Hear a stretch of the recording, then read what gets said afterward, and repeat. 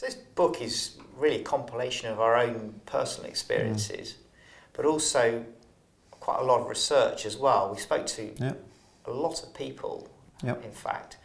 And what's sort of clear when we sort of sat down is how badly things are being done at the moment. Yes, don't you think? Absolutely. In a lot of instances, yeah. I mean, a classic example is the go, no-go area. And we found some pretty bad things going on. And for me, I think what was most startling was this FOMO, fear of missing out, which you hear from so many partnerships. They just think they have to go for it. Or partners coming along to the people doing the tendering and saying, I think it's worth a punt, when actually there's no relationship. They don't really know why they've been invited. They don't know anything about the company. What their pitch is on is not necessarily an area of strength for the firm. And then they say it's worth a punt. Well, really, that's a week of somebody's time, and it possibly isn't worth a punt.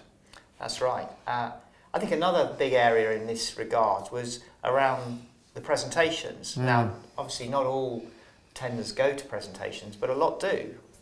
And the attitude and some of the working practices that we found in this area was startling. And from the classic things of no preparation, no planning, the discussion in the team for the first time in the taxi on the route to the meeting. Yep. I heard one of the stories I heard was a pitch team that when the client went, I heard this from the client, went to introduce himself in reception, they were introducing themselves to one another because they didn't know one another.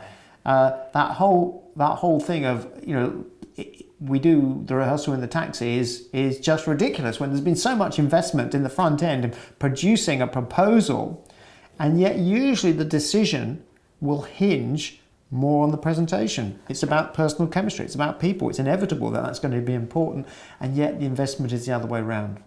You're absolutely right, Tim, and the final thing, just observation, is when you hear about client feedback, post-pitch feedback, and so few people do it, and the response you seem to get time and time again is, oh yeah, we lost on price. And that's just seems to be taken as a given. It's such an easy cop-out, isn't it? Particularly for us British, we don't like confrontation. So you just say to the firm, you were fantastic, you were really good, look, I'm sorry you didn't get it this time, you were just edged out on price. That's a fantastic cop-out for the client. The reality is usually completely different, and it takes some digging around and a really honest conversation to learn what it is you did wrong so you don't make those mistakes again.